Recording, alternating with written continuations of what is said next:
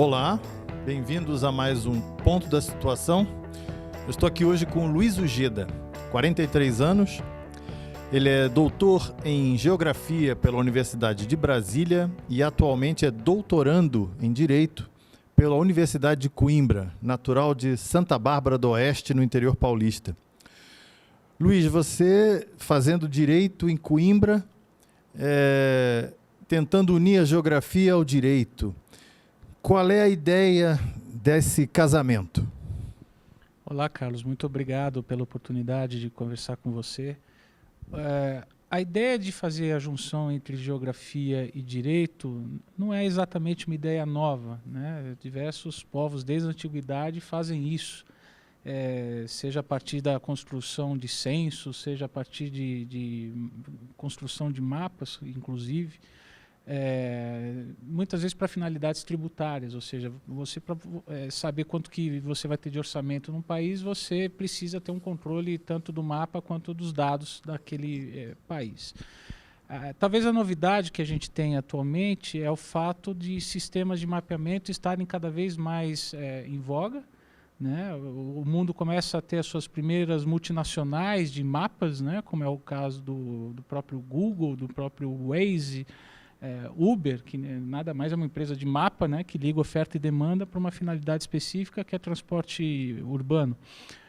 E com isso você tem uma transformação do mundo atual com base em ferramentas geográficas. E a pergunta que a gente faz é o que o direito tem a ver com isso, né? E no nosso entendimento tem muita coisa, porque a partir do momento que nós temos uma grande imprecisão territorial, isso afeta direitos, isso afeta a cidadania. Se o cidadão tem o direito de ir e vir, ele tem o direito de saber para onde, né? Então, a gente começa a colocar em perspectiva o problema e identificar o que pode ser utilizado para melhorar esse tipo de situação. Então, para dar dois números grandes, vamos dizer assim, Portugal tem alguma coisa em torno de 92 mil quilômetros quadrados. Reais, físicos, contando as ilhas, né? Mas nos cartórios tem em torno de 160 mil quilômetros quadrados. É como se os cartórios, né, os notários, como se diz, né, em Portugal, estivessem cumprindo aquele sonho do grande Portugal, né, somando a Galícia e Extremadura ao território nacional. Quando a gente vem para o Brasil, o problema não é muito diferente, mas muda a escala, porque o país é muito maior, né? O Brasil tem 8,5 milhões de quilômetros quadrados, mas quando se vai aos cartórios tem 9,1, 9,2.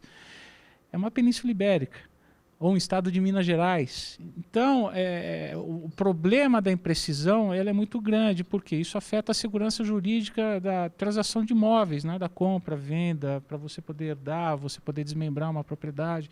Porque muitas vezes a pessoa vai hipotecar, por exemplo, uma propriedade rural, tem lá seus 10 mil, sei lá, hectares no Brasil, né? Em Portugal 10 mil hectares é muita coisa. Mas ele vai hipotecar, por exemplo, 10 mil hectares, quando ele vai cruzar com os mapas oficiais, ele descobre que não tem 10 mil hectares, ele tem 6. Porque 1.000 ele está brigando com o vizinho de um lado, os outros 1.000 ele está brigando com o vizinho do outro, outros 1.000... área de proteção ambiental e que não estava computado, e o banco, quando ele vai fazer uma análise de crédito, ele vai dizer, não, você não tem 10 mil, você tem 6. Então eu só vou te financiar em cima de 6, não vou te financiar em cima de 10. Então você tem muita demanda, tanto no Brasil quanto em Portugal, para fazer. Que tipo de demanda existem nesses dois países para oferecer esse serviço de direito geográfico, vamos chamar assim? Claro, esse é um exemplo no setor primário, né, agrícola, agrário, que é real e já está acontecendo nesse momento. Outro exemplo bastante utilizado nos dias atuais é a questão da mobilidade, das cidades inteligentes, ou seja, como é que você vai colocar um carro autônomo na rua com coordenadas geográficas erradas, né? Ou seja, se você desvia, se você é impreciso, se você não tem rigor geográfico para colocar um carro autônomo na rua que vai ser direcionado, em última análise, para um sistema de navegação espacial, né? Aqui a gente usa o GPS, mas na Europa, por exemplo, tem o sistema Galileu, que são constelações de satélites que triangulam, né, o planeta e que dão as coordenadas para que as coisas funcionem, né, o telemóvel ou o celular, né, e você possa ser localizado. Você coloca um carro autônomo na rua com desvio padrão de 5 metros, você vai matar muita gente. Você vai ferir direitos, você vai criar responsabilizações. E você não vai processar a nuvem, né? Porque a nuvem ela não tem personalidade, ela é uma abstração tecnológica, ou seja, quem vai se responsabilizar, em última análise, por essa situação? Então, quando a gente começa a pensar no direito geográfico, em como que essas questões podem ter um tratamento no século XXI, nada mais é do que trazer questões do rigor geográfico para o direito, ou seja, como que essa imprecisão territorial vai afetar os direitos, e muitas vezes direitos fundamentais no século XXI, em uma civilização, né, em uma história da humanidade onde a latitude e a longitude passam a ter um valor econômico explícito. Então, a construção ela vai muito nesse sentido, tem diversos desmembramentos. Um outro exemplo que me ocorre, no Rio de Janeiro, há pouco tempo atrás, o prefeito Crivella sancionou uma lei dizendo que as empresas de GPS estariam obrigadas a se comunicar com a Defesa Civil do município para comunicar quais seriam as áreas sensíveis do município, para evitar rotas, alagamentos, etc. Eu fico pensando, por exemplo, e aquela população que está sendo dito naquele GPS, que mora numa área de risco, numa área violenta, vai poder processar o município por estar desvalorizando a sua propriedade? Então você começa a ter questões técnicas e jurídicas contemporâneas que vão se sobrepor à nossa realidade, vão afetar direitos. E essa é uma fronteira que nós temos explorado lá na Universidade de Coimbra e que tem tido uma excelente aceitação. E Portugal, Luiz? O que Portugal vive? A realidade portuguesa exige que tipo de serviço para direito geográfico? A realidade portuguesa ela tem uma escala menor, mas eu vou começar do mar para o continente. Né? Quando olhamos os Açores, a Madeira, a questão de você ter medições precisas em relação à defesa civil, ela é fundamental para garantir a própria segurança daquelas populações. E Portugal tem isso bastante amadurecido. O que se inova nesse contexto é tentar atribuir um regime jurídico para essa realidade, que de certa forma é mais ou menos o que o Marquês de Pombal fez em 1755, no terremoto, onde ele se usou de técnicas geo para reconstruir Lisboa, né? E utilizou aquilo como uma política pública, ou seja, utilizando as ferramentas jurídicas que haviam naquele momento para tomar decisões que tinham que ser rápidas, né, para a finalidade de reconstrução. Então, de certa forma, a questão de georriscos, né, de você evitar desastres naturais, ou de você mitigar os seus efeitos, estaria no centro disso. Quando nós vamos para o continente, além de também ter esse fator, tem algumas outras questões, que é o caso do esvaziamento do interior, né? De ser um país que tem um déficit demográfico bastante acentuado, que não é um privilégio apenas de Portugal, é uma característica da Europa. Sim, é da Europa toda, sim. E isso ocasiona dois efeitos bastante claros, né? O primeiro é esse esvaziamento, e o segundo é a concentração nas cidades maiores, notadamente Porto, né, Lisboa e Porto. E quando você tem esse fator, a população ela se concentra atrás de acesso a recursos públicos, né, ou seja, você ter bons hospitais, boas escolas e boa assistência governamental.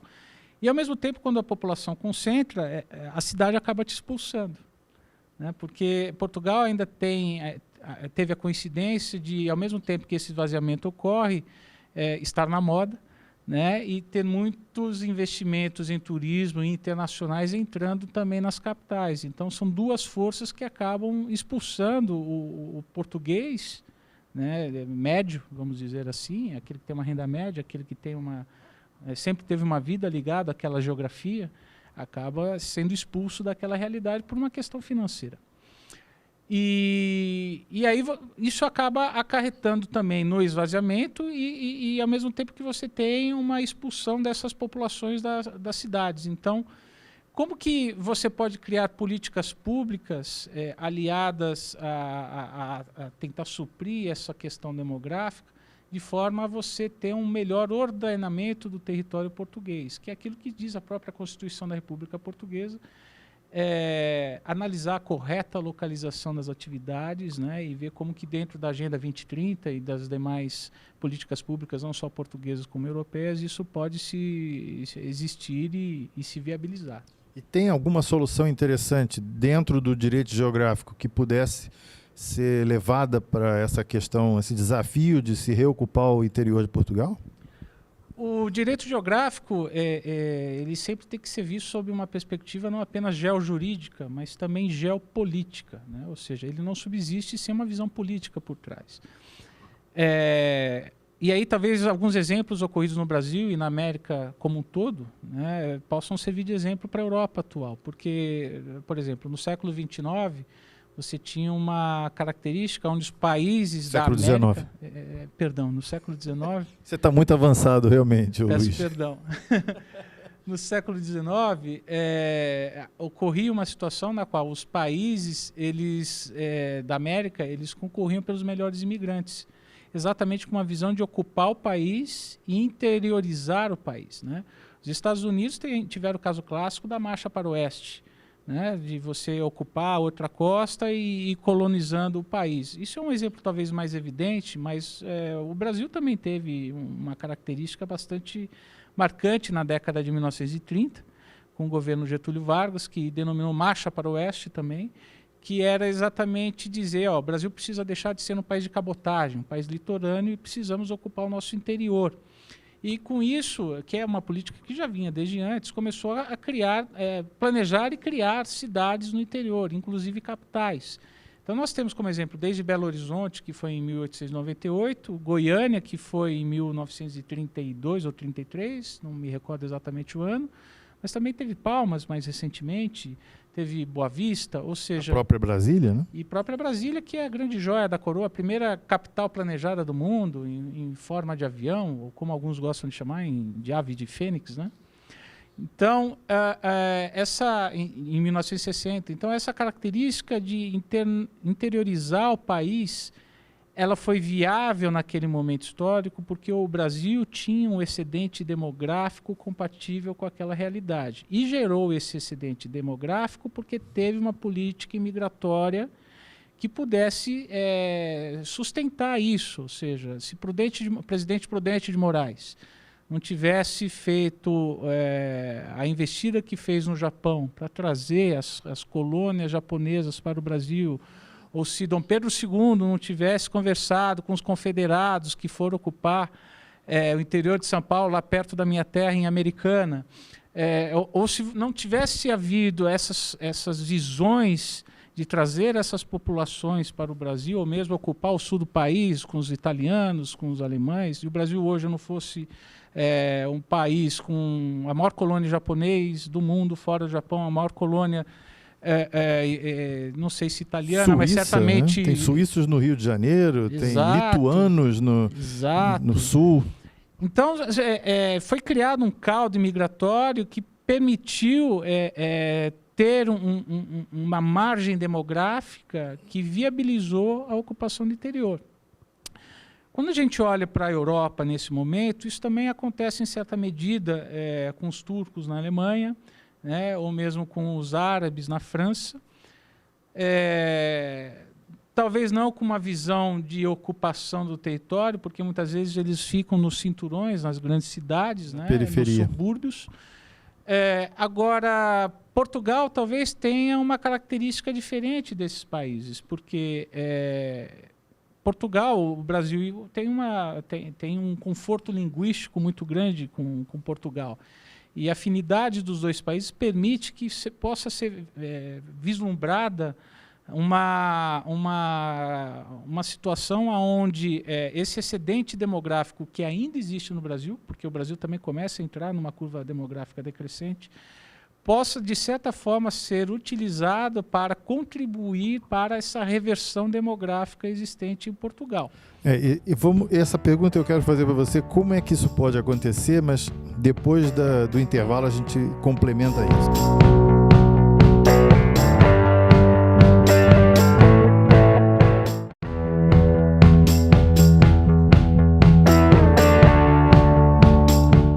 estamos voltando aqui com o Luiz Ujeda, especialista em direito geográfico, autor de livro, inclusive, sobre isso, sobre o assunto, a gente já vai falar disso. E o desafio é colocar o direito geográfico na sua vertente política, utilizando uma experiência que deu muito certo na ocupação do interior do Brasil, que era o que você estava falando, para a realidade portuguesa de hoje, que tem uma urgência em reocupar o seu território que está vazio.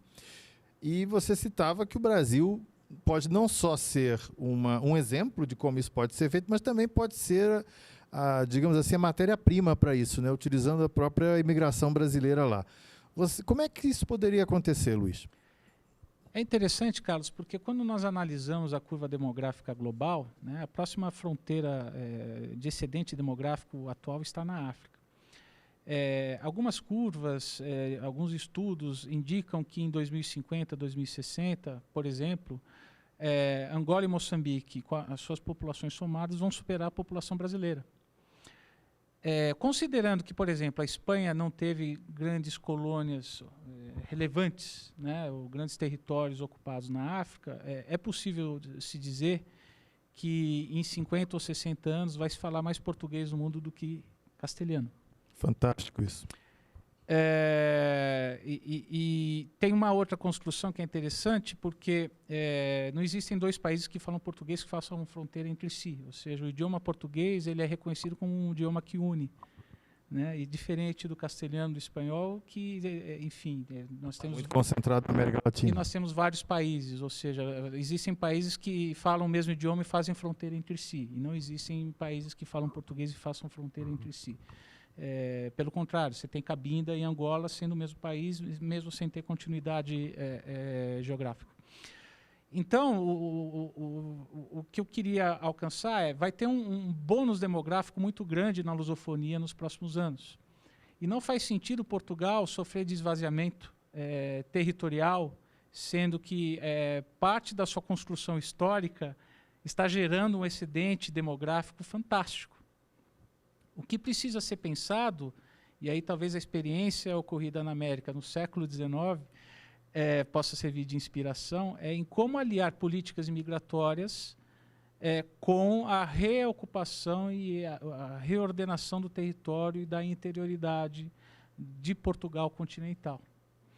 Então, talvez esse desafio e esse enunciado não se reocupa sem pensar a demografia, precise ser melhor explorado de forma que você consiga viabilizar até tributariamente, né, financeiramente, os serviços públicos na interioridade, que você não precise simplesmente fechar os serviços ou fazer com que Portugal continental se comporte como se também ilhas fossem, né, ilhas de civilidade com uma imensidão desertificada, né.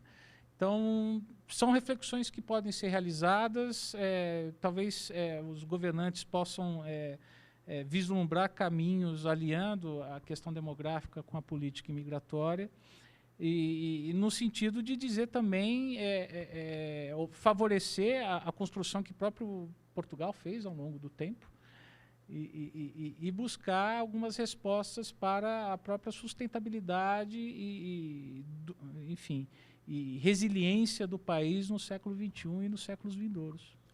Quer dizer, nós estamos falando de um interior de Portugal que muitas vezes está quase abandonado, que só tem idosos, né? Algumas aldeias só têm idosos praticamente, com uma infraestrutura bastante debilitada, né? E, por outro lado, uma pressão migratória, sobretudo da África e Brasil também. Muitos brasileiros foram recentemente para Portugal e que provavelmente não se importariam em ir viver numa cidade, mesmo que em comparação ao resto da Europa, um pouco mais esvaziada, porque, enfim, as distâncias em Portugal, se para os portugueses é muito viajar 1 hora para chegar no trabalho no centro da cidade, para o brasileiro isso é normal. Aqui em São Paulo, se a pessoa vem daqui de onde nós estamos, em Osasco, Zona Oeste, Barueri, e vai para São Paulo trabalhar, a gente que vai de mais longe, Campinas, leva-se mais de 1 hora para ir, mais de 1 hora para voltar. Quer dizer, isso não seria para um imigrante um desafio tão grande, né? O desafio talvez fosse levar a infraestrutura de qualidade de vida para essas cidades onde hoje já não existe tanta escola, sobretudo, porque já não tem tantas crianças lá. Como é que seria isso? E saber a regra, né? Saber o que Portugal quer para o seu interior. Né? Hoje isso talvez não esteja claro. Né? Existe uma visão, pelo menos se percebe que existe um desejo de se reocupar o interior. Algumas pessoas entendem que o interior não tem que ser reocupado, é o que é, então tem que ser esvaziado e a população se concentra. Então o que precisa, na verdade, é definir qual vai ser a política pública. O que os portugueses querem do seu interior? Querem realmente o interior vazio para cortar custo e vamos concentrar nas cidades? Ou não, queremos um interior protegido, porque ao proteger o interior nós evitamos queimas das florestas, como aconteceu há 2 anos atrás. Tem acontecido todos os anos e faz-se muito essa associação, né, entre esvaziamento e o aumento dos incêndios. Claro, então o que precisa ser ponderado é o que Portugal quer geograficamente do seu país, né, e como que ele vai enfrentar os desafios contemporâneos com uma curva demográfica decrescente e podendo, de uma forma relativamente simples, reocupar esse interior com pessoas que nada mais são frutos da sua própria história. Sim, e trazem muitas vezes visões novas, porque, por exemplo, é preciso também reinventar o interior, né? Há negócios que se pode fazer no interior de Portugal que tem muito a ver com o turismo rural, o turismo ecológico, que são visões um pouco mais modernas do que o tipo de atividade que se realizava lá pelas antigas gerações e que é preciso cabeças novas para fazer esse tipo de trabalho. Esse ponto é interessante, Carlos, porque Portugal, antes da União Europeia, né, antes da década de 80, se acostumou a viabilizar o interior com o exército. Ou seja, existe um inimigo, que é a Espanha, que são os estrangeiros, precisamos ocupar as nossas fronteiras. Então, muitas vezes, quem subsidiava o interior e as fronteiras eram os subsídios do exército, das tropas, que estavam na cidade, levavam suas famílias, faziam girar a economia. A partir do momento que há a União Europeia e esse contingente não existe mais, esse interior já sofre um primeiro baque bastante significativo. E a pergunta que se faz é, o que vai se colocar no lugar para que essa economia, que antigamente tinha uma dinâmica, possa ter uma nova dinâmica, possa ser reinventada e não simplesmente abandonada ou esvaziada, né, por força do próprio tempo. Então, o que pode ser pensado é em novas formas de se relacionar com essa interioridade, né? E, por exemplo, o Brasil, que é reconhecidamente um país líder em questões agrícolas, poderia dar uma contribuição bastante interessante, né? Não no sentido de ensinar aos portugueses como tem que ser ou como não tem que ser, até porque quem vai dizer em última análise são os próprios portugueses, mas levar esse know-how para a interioridade pode contribuir muito para novas culturas ou novas situações de mercado que possam rejuvenescer, né, e dar uma outra significação para esse interior.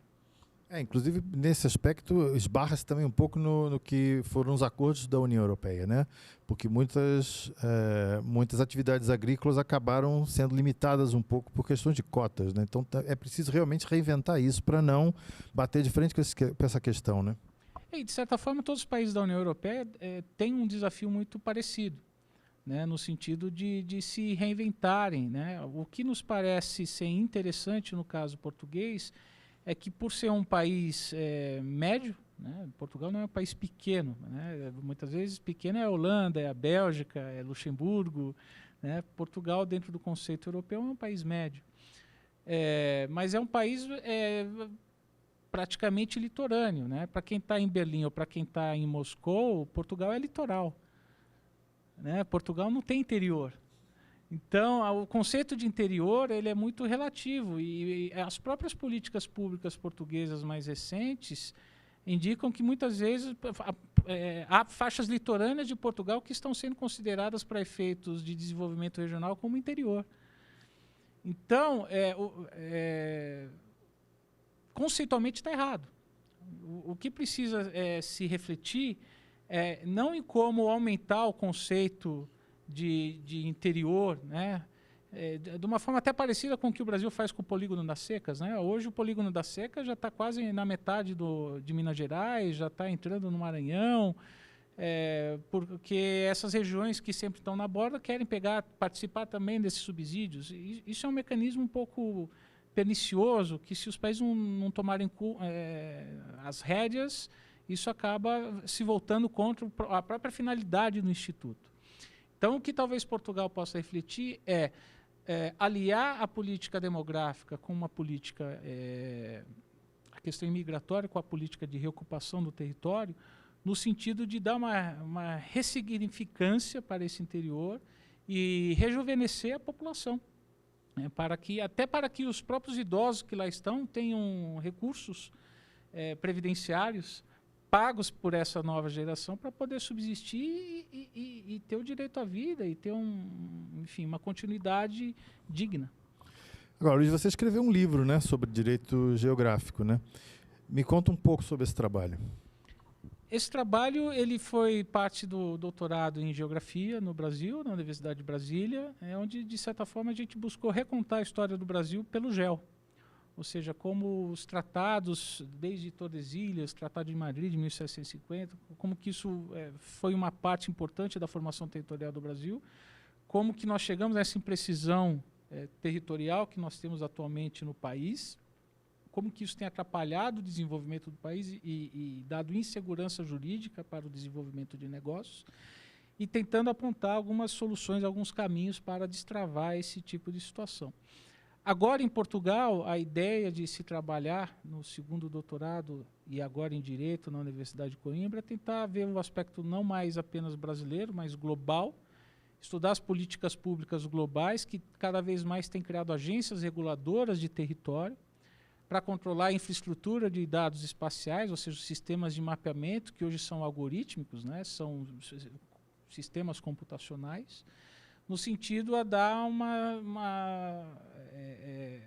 nova característica, uma nova percepção desse tipo de realidade, né, estruturando melhor os telemóveis, né, os celulares, e ajudando as pessoas a se localizarem, a terem uma melhor mobilidade, a ter um rigor geográfico para que você possa apurar determinadas situações, como esse do carro, ou da própria lei do Crivella, ou o GPS que muitas vezes te leva para um abismo ou para um nada, e as pessoas chegam a óbito e depois tem que processar o Estado por ter dado zonas de risco, por ter dado informação errada.